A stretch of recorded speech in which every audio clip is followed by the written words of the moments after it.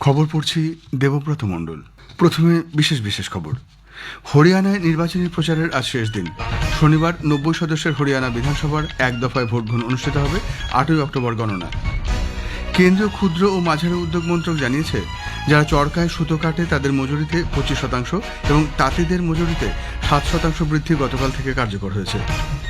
প্রধানমন্ত্রী নরেন্দ্র মোদীর পাওয়া বিভিন্ন উপহারের নিলামের দিন বাড়িয়ে 31শে অক্টোবর পর্যন্ত করা হয়েছে। ভারতীয় মৌসুম বিভাগ আইএমডি আজ হিমালয় সন্নিহিত পশ্চিমবঙ্গ, সিকিম, তামিলনাড়ু, পুদুচেরি, কেরল এবং করাইকলে ভারী বৃষ্টির পূর্বাভাস দিয়েছে। হ্যারিকেন হেলেনের তাণ্ডবে মার্কিন যুক্তরাষ্ট্রের মৃতের সংখ্যা বেড়ে 183 হয়েছে। 100 জনের বেশি এখনও নিখোঁজ। সংযুক্ত আরব আমিরাতের শারজায় আজ থেকে শুরু হচ্ছে মহিলাদের নবম আইসিসি টি20 বিশ্বকাপ ক্রিকেট। আসছে বিস্তারিত খবরে। হরিয়ানায় নির্বাচনী প্রচারের আজ শেষ দিন। শেষ মুহূর্তে ভোটারদের আকৃষ্ট করতে সব রকমের চেষ্টা চালিয়ে যাচ্ছেন রাজনৈতিক নেতৃবৃন্দ। শনিবার 90 সদস্যের হরিয়ানা বিধানসভায় এক দফায় ভোট গ্রহণ অনুষ্ঠিত হবে। 8ই অক্টোবর ভোট গণনা। ইতিমধ্যে নির্বাচন কমিশন হরিয়ানা বিধানসভা নির্বাচনের জন্য 5ই অক্টোবর ভোটের দিন সন্ধে 6:30 পর্যন্ত এক্সিট পোলের প্রকাশ নিষিদ্ধ করেছে। এই নিষেধাজ্ঞার মধ্যে প্রিন্ট, ইলেকট্রনিক মিডিয়া বা অন্য কোনো মাধ্যমে এক্সিট পোলের প্রকাশ বা প্রচার অন্তর্ভুক্ত রয়েছে। নিষেধাজ্ঞা লঙ্ঘনকারীদের কারাদণ্ড এবং জরিমানা হতে পারে। কেন্দ্রীয় মন্ত্রী তথা প্রবীণ বিজেপি নেতা রাজনাথ সিং গতকাল যমুনানগর জেলার সাধৌরা এবং কুরুক্ষেত্র জেলার পেহুয়ায় জনসভা করেন। কংগ্রেসের বিরুদ্ধে মিথ্যা রাজনীতি করার অভিযোগ করেন তিনি।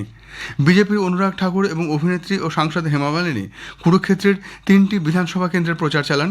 হেমা মালিনী লাডওয়ায় এবং অনুরাগ ঠাকুর ও সাংসদ নবীন জিন্দাল থানেসরে রোড শো করেন। কংগ্রেসের হয়ে দলের জাতীয় সাধারণ সম্পাদক প্রিয়াঙ্কা গান্ধী গতকাল ভিওয়ানি জেলার বাওয়ানিখেরা এবং জিন্দ জেলার জুলানায় নির্বাচনী জনসভায় ভাষণ দেন। প্রিয়াঙ্কা গান্ধী অভিযোগ করেন, ন্যূনতম সহায়ক মূল্যের নামে কৃষকদের ভুল বোঝানো হচ্ছে। আম আদমি পার্টির প্রবীণ নেতা তথা দিল্লির প্রাক্তন উপমুখ্যমন্ত্রী মনীষ সিসোদিয়া হিসার ও আদমপুরে দলীয় প্রার্থীদের পক্ষে রোড শো করেন। জনগণের কাছে আবেদন জানিয়ে তিনি বলেন, তার দল ক্ষমতায় এলে শিক্ষাক্ষেত্রের উন্নতি ঘটাবে। কেন্দ্রীয় ক্ষুদ্র ও মাঝারি উদ্যোগ মন্ত্রক জানিয়েছে, স্পিনার অর্থাৎ যারা চরকায় সুতো কাটে তাদের মজুরিতে 25% এবং তাঁতিদের মজুরিতে 7% বৃদ্ধি গতকাল থেকে কার্যকর হয়েছে। গত মাসের 17 তারিখ এ ব্যাপারে ঘোষণা করা হয়েছিল। খাদি ও গ্রামীণ শিল্প কমিশনের চেয়ারম্যান মনোজ কুমার বলেছেন, গত এক দশকে প্রধানমন্ত্রী নরেন্দ্র মোদীর আমলে মজুরি প্রায় 213% বৃদ্ধি পেয়েছে, যা খাদির মাধ্যমে গ্রামীণ ভারতের অর্থনৈতিক ক্ষমতায়নের প্রতীক। প্রধানমন্ত্রী নরেন্দ্র মোদীর পাওয়া বিভিন্ন উপহারের নিলামের দিন বাড়িয়ে 31শে অক্টোবর করা হয়েছে। এর আগে 2রা অক্টোবর পর্যন্ত এই সময় নির্ধারিত ছিল। এই নিলামের এবছর 6ষ্ঠ পর্যায়। নিলাম থেকে প্রাপ্ত অর্থ নমামি গঙ্গে ফান্ডে প্রদান করা হবে। সরকার জনসাধারণের কাছে এই নিলামের মাধ্যমে মহৎ কাজে অংশ নিতে আহ্বান করেছে। আগ্রহী ব্যক্তিরা সরকারি ওয়েবসাইটে নাম নথিভুক্ত করতে পারবেন। কেন্দ্রীয় স্বরাষ্ট্রমন্ত্রী অমিত শাহ আজ গুজরাট সফরে যাচ্ছেন। সফরকালে তিনি তার সংসদীয় এলাকা গান্ধীনগরে বেশ কয়েকটি প্রকল্পের সূচনা করবেন। আহমেদাবাদ মিউনিসিপ্যাল কর্পোরেশনের 446 কোটি টাকারও বেশি মূল্যের উন্নয়ন প্রকল্পগুলির উদ্বোধন ও ভিত্তিপ্রস্তর স্থাপন করবেন। আহমেদাবাদের সানন্দের কাছে কার্যকর্তা সম্মেলনে বিজেপি কর্মীদের উদ্দেশ্যে ভাষণ দেবেন তিনি। শাহিবাগে আহমেদাবাদ পুলিশ কমিশনারের নবনির্মিত অফিস ভবনেরও উদ্বোধন করার কথা রয়েছে তার। সন্ধ্যায় মন্ত্রী আহমেদাবাদের জিএমডিসি গ্রাউন্ডে গুজরাট পর্যটন বিভাগ আয়োজিত ভাইব্রেন্ট গুজরাট নবরাত্রি উৎসবের সূচনা করবেন। আগামীকাল তিনি এডিসি ব্যাংকের শতবার্ষিকী উপলক্ষে গান্ধীনগরের মহাত্মা মন্দির সহ বেশ কয়েকটি অনুষ্ঠানে অংশ নেবেন। স্বচ্ছ ভারত মিশনের 10 বছর পূর্তি উপলক্ষে বিশ্বের বিভিন্ন সংগঠনের নেতৃত্ব প্রধানমন্ত্রী নরেন্দ্র মোদীকে অভিনন্দন জানিয়েছেন। তাদের বার্তায় সকলেই নিকাশি ব্যবস্থা এবং পরিচ্ছন্নতার নিরিখে ভারতের রূপান্তরে এই অভিযানের ভূমিকার প্রশংসা করেছেন। বিশ্ব স্বাস্থ্য সংস্থা হুর মহানির্দেশক টেড্রাস আধানাম ঘেব্রেইয়েসুস বলেছেন, সুস্থিত উন্নয়নের লক্ষ্যমাত্রা পূরণে ভারত সরকারের এই মিশন উল্লেখযোগ্য ভূমিকা নিয়েছে। বিশ্বব্যাংকের প্রেসিডেন্ট অজয় বাঙ্গা স্বচ্ছ ভারত মিশনকে ভারতের পরিচ্ছন্নতা নিরিখে রূপান্তরের উল্লেখযোগ্য ভূমিকা গ্রহণকারী হিসেবে উল্লেখ করেছেন। টাটা ট্রাস্টের চেয়ারম্যান রতন টাটা এবং মাইক্রোসফটের প্রতিষ্ঠাতা বিল গেটসও প্রধানমন্ত্রীকে অভিনন্দন জানিয়েছেন। খবর শুনছেন আকাশবাণী থেকে। ভারতীয় মৌসুম বিভাগ আইএমডি আজ হিমালয় সন্নিহিত পশ্চিমবঙ্গ, সিকিম, তামিলনাড়ু, পুদুচেরি, কেরল এবং করাইকলে ভারী বৃষ্টির পূর্বাভাস দিয়েছে। ঝাড়খণ্ড, ওড়িশা, বিহার, আন্দামান ও নিকোবর, সিকিম এবং পশ্চিমবঙ্গে সারা সপ্তাহ ধরেই বিক্ষিপ্তভাবে হালকা থেকে মাঝারি বৃষ্টির পূর্বাভাস দেওয়া হয়েছে। আগামী 3 দিন হালকা থেকে মাঝারি বৃষ্টির সম্ভাবনা অন্ধ্রপ্রদেশ, তেলেঙ্গানা, ইয়ানাম, বিদর্ভ, ছত্তিশগড় ও কর্ণাটকের উপকূলীয় এলাকায়। পশ্চিমবঙ্গ সরকারের সহায়তা না মেলায় পশ্চিমবঙ্গে 61টি রেল প্রকল্পের কাজ থমকে রয়েছে বলে রেলমন্ত্রী তথা তথ্য সম্প্রচার এবং তথ্য প্রযুক্তিমন্ত্রী অশ্বিনী বৈষ্ণব জানিয়েছেন। শিয়ালদা স্টেশনে গতকাল রেলের কয়েকটি পরিষেবার উদ্বোধন করে তিনি বলেন, আটকে থাকা এই প্রকল্পগুলোর জন্য অনুমোদন এবং অর্থ বরাদ্দ হয়ে গেছে। রেলমন্ত্রক যথাসাধ্য চেষ্টা চালিয়ে যাচ্ছে। জমি অধিগ্রহণের মতো বিষয়ে রাজ্য সরকারের সহায়তা ও অনুমোদন পাওয়া গেলে প্রকল্পের কাজ দ্রুত সম্পন্ন করা সম্ভব হবে। রাজ্যের মানুষের স্বার্থে রাজনৈতিক ঊর্ধ্বে উঠে প্রকল্পগুলিতে সহায়তা করার জন্য তিনি রাজ্য সরকারের কাছে আবেদন জানিয়েছেন।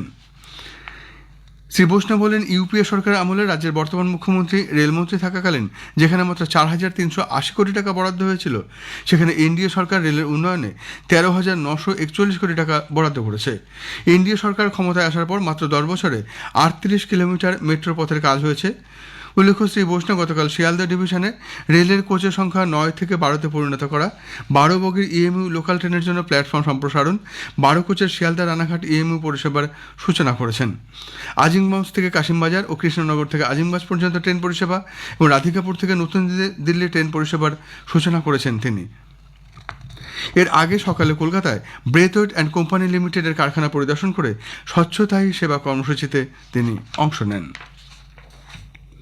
হারিকেন হেলেনের তাণ্ডবে মার্কিন যুক্তরাষ্ট্রের মৃতের সংখ্যা বেড়ে 183 হয়েছে। 100 জনের বেশি এখনও নিখোঁজ। উত্তর ক্যারোলিনাতে কমপক্ষে 90 জন প্রাণ হারিয়েছেন। রাষ্ট্রপতি জো বাইডেন আজ উত্তর ক্যারোলিনাতে গেছেন। বানকম্বি কাউন্টিতে গতকালই অন্তত 57 জনের মৃত্যু হয়। উত্তর পশ্চিম ক্যারোলিনার পরিস্থিতি অত্যন্ত সংকটজনক। গোটা অঞ্চল জলের তলায়, জ্বালানির অভাবে স্থানীয় মানুষেরা দিশাহারা, যোগাযোগ পায় বিচ্ছিন্ন। উদ্ধারকারী দল ইতিমধ্যেই শত শত মানুষকে নিরাপদ স্থানে সরিয়ে নিয়ে গেছে। ফ্লোরিডা, জর্জিয়া, উত্তর ক্যারোলিনা, দক্ষিণ ক্যারোলিনা, ভার্জিনিয়ায় লক্ষ লক্ষ মানুষ বিদ্যুৎবিহীন অবস্থায় রয়েছেন। উল্লেখ্য, গত মাসের 26 তারিখে ফ্লোরিডায় হেলেনা ঘন্টায় 100 কিলোমিটারের বেশি গতিবেগে আছড়ে পড়ে। ইসরায়েলের ওপর ইরাকি ক্ষেপণাস্ত্র হানার প্রেক্ষিতে পশ্চিম এশিয়ায় যথেষ্ট উত্তেজনা রয়েছে। বিশ্ব নেতা এবং আঞ্চলিক শক্তিগুলিও কূটনৈতিক আলাপ আলোচনার পথ খুঁজতে শুরু করেছেন। ইসরায়েলের প্রধানমন্ত্রী বেঞ্জামিন নেতানিয়াহু তেল আভিভে প্রতিরক্ষা মন্ত্রকের সদর দপ্তরে সেনাবাহিনীর প্রধানদের সঙ্গে আলোচনায় বসেছেন। ইরানের ক্ষেপণাস্ত্র হামলার জবাবে সেখানে আলোচনা হতে পারে বলে মনে করা হচ্ছে। এদিকে ইরানের সর্বোচ্চ নেতা আয়াতুল্লাহ আলী খামেনি আরও বড় সামরিক পদক্ষেপের হুঁশিয়ারি দিয়েছেন। এই অঞ্চলের স্থিতাবস্থা বিঘ্নিত করার জন্য তিনি মার্কিন যুক্তরাষ্ট্র এবং কয়েকটি ইউরোপীয় দেশকে দায়ী করেছেন। এদিকে ইসরায়েল রাষ্ট্রসংঘের মহাসচিব আন্তোনিও গুতেরেসের ওপর নিষেধাজ্ঞা আরোপ করেছে। এর ফলে গুতেরেস ইসরায়েলে প্রবেশ করতে পারবেন না। বিদেশ মন্ত্রক সুদানে সংযুক্ত আরব আমিরাতের রাষ্ট্রদূতের নিবাসে হামলার খবরে গভীর উদ্বেগ প্রকাশ করেছে। যে কোনো ধরনের দ্বন্দ্বের পরিস্থিতিতে কূটনৈতিক অঞ্চলগুলির মর্যাদা লঙ্ঘন করা উচিত নয় বলে ভারতের দিন উল্লেখ করেছে। নতুন দিল্লি পরিস্থিতির দিকে লাগাতার নজর রাখছে বলে বিদেশ দপ্তরের মুখপাত্র রণধীর জয়সওয়াল জানিয়েছেন। কম্বোডিয়ায় চাকরি করতে গিয়ে প্রতারকদের ফাঁদে পড়া 67 জন ভারতীয়কে উদ্ধার করা হয়েছে। নমপেনে ভারতীয় দূতাবাস জালিয়াতদের হাত থেকে এদের রক্ষা করার জন্য কম্বোডিয়া পুলিশ বাহিনীর সঙ্গে লাগাতার যোগাযোগ রেখে কাজ করছে। সংযুক্ত আরব আমিরাতের শারজায় আগামীকাল থেকে শুরু হচ্ছে মহিলাদের 9ম আইসিসি টি20 বিশ্বকাপ ক্রিকেট। আগামীকাল ভারত তাদের প্রথম ম্যাচে নিউজিল্যান্ডের বিরুদ্ধে খেলবে। আজ প্রথম ম্যাচে বাংলাদেশ স্কটল্যান্ডের মুখোমুখি হবে। এবারে টি20 বিশ্বকাপ ক্রিকেটে মোট 10টি দল অংশগ্রহণ করছে। গ্রুপ এতে ভারতের সঙ্গে অন্য যে দলগুলি আছে সেগুলি হলো অস্ট্রেলিয়া, নিউজিল্যান্ড, পাকিস্তান এবং শ্রীলঙ্কা। গ্রুপ বিতে রয়েছে বাংলাদেশ, ইংল্যান্ড, স্কটল্যান্ড, দক্ষিণ আফ্রিকা এবং ওয়েস্ট ইন্ডিজ। হরমনপ্রীত কাউরের নেতৃত্বে ভারতীয় মহিলা ক্রিকেট দল এবারে টুর্নামেন্টে ভালো ফল করতে বদ্ধপরিকর। স্পেনের কার্লোস আলকারাজ চায়না ওপেন টেনিসে চ্যাম্পিয়ন হয়েছেন। গতকাল ফাইনালে আলকারাজ 6-7, 6-4, 7-6 গতবারের চ্যাম্পিয়ন এবং বিশ্ব ক্রমতালিকায় প্রথম স্থানে থাকা জানিক সিনারকে পরাজিত করেছেন। শেষ করার আগে বিশেষ খবর আরেকবার। হরিয়ানায় নির্বাচনী প্রচারের আজ শেষ দিন। শনিবার 90 সদস্যের হরিয়ানা বিধানসভার এক দফায় ভোট গ্রহণ অনুষ্ঠিত হবে। 8ই অক্টোবর ভোট গণনা। কেন্দ্রীয় ক্ষুদ্র ও মাঝারি উদ্যোগ মন্ত্রক জানিয়েছে, যারা চরকায় সুতো কাটে তাদের মজুরিতে 25% এবং তাঁতিদের মজুরিতে 7% বৃদ্ধি গতকাল থেকে কার্যকর হয়েছে। প্রধানমন্ত্রী নরেন্দ্র মোদীর পাওয়া বিভিন্ন উপহারের নিলামের দিন বাড়িয়ে 31 অক্টোবর করা হয়েছে। খবর এখনকার মতো এ পর্যন্ত।